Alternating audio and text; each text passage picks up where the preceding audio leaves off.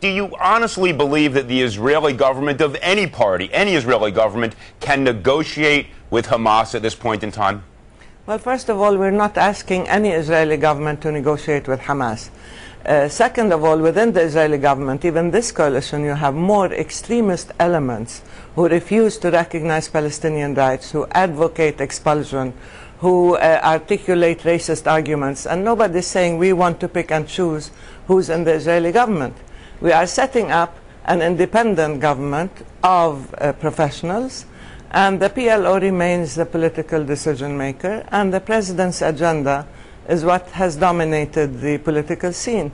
So there's nothing new except we are empowering ourselves, we are repairing our political system, we're repairing our democracy in order to have elections, and we are respecting the pluralism within Palestinian society, and Hamas has accepted the two-state solution, so we're moving ahead. When there was a rift, Netanyahu kept saying, we cannot negotiate with the Palestinians, they're divided. We cannot negotiate with Abbas, he doesn't represent everybody.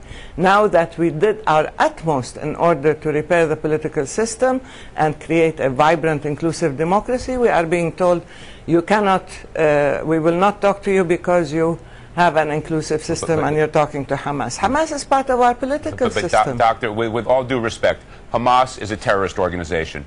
Even those of us who are desperately seeking a way to thread the needle and to get to peace, and who give every benefit of the doubt when possible to the peace process, have no choice but to conclude that Hamas, its leadership, to its core, is a terrorist group that launches missiles from Gaza into Israeli territory. Why does Hamas, if you say it believes in a two-state solution, not simply renounce terrorism, stand up publicly and say we accept the right of Israel to exist and change its charter? President Obama has made that a precondition for negotiations. Why not do that?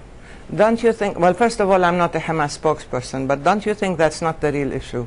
The real issue is the continued Israeli military occupation of Palestinian territory. Doctor, with all due respect, even Prime Minister Netanyahu, whom you view as perhaps a tougher adversary to negotiate with than some of his predecessors, made it very clear in his speech to the United States Congress that Israel would cede territory that it feels it has a legitimate claim to. A two-state solution. It wants nothing more than to get rid of those territories. Israel is not being generous. Netanyahu is not saying we're giving up Israeli land.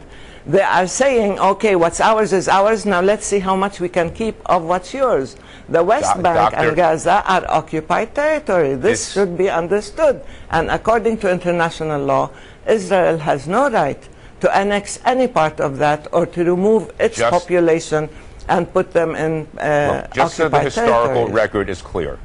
Yes. The territory Israel has right now is not Israel. Has because it was attacked by every surrounding Arab nation, and every person understands that. The Arabs have been at war with Israel, and even those of us who desperately want peace, who have been viewed as pushing for negotiating positions that are more amenable to peace, will never forget the historical record is that the Arab nations at every opportunity have attacked and have tried to destroy the state of Israel. So let's not forget the history.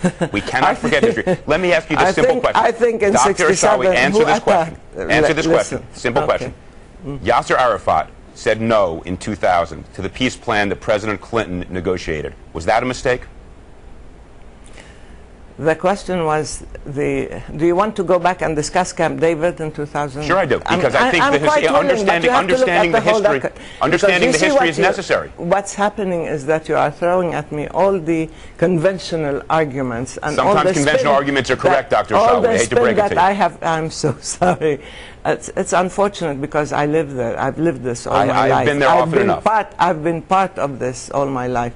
And unfortunately, there are people who are very good at spin and presenting a public discourse that is not entirely consistent with the truth.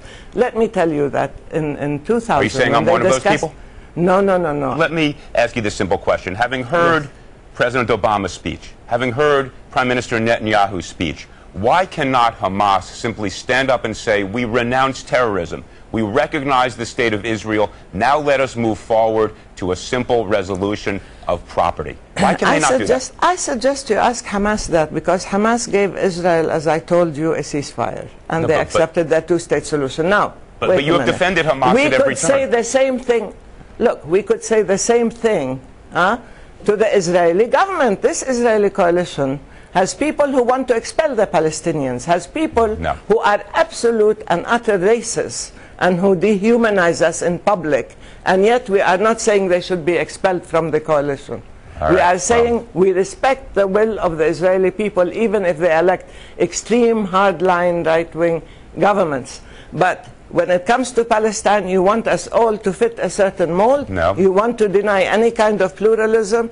So long as we have dissent that can be expressed by peaceful means within a democratic system, we will continue to respect pluralism within the law and within the ballot box rather than the dictates of others. That is all well said, but it cannot set you up such that you expect to get international recognition when it is a terrorist organization. Of course we need international recognition because we are a nation with rights. We need self-determination. We have been victimized for no fault of our own. Self-determination, freedom, dignity, recognizing the equality of the Palestinian people, not just subject to all sorts of stereotypes and labels and exclusion. This being TV, time is unfortunately limited. I wish we could continue, and we will continue this in days ahead. Because I think there are lots of issues that have to be clarified, and I'm afraid I look forward to it.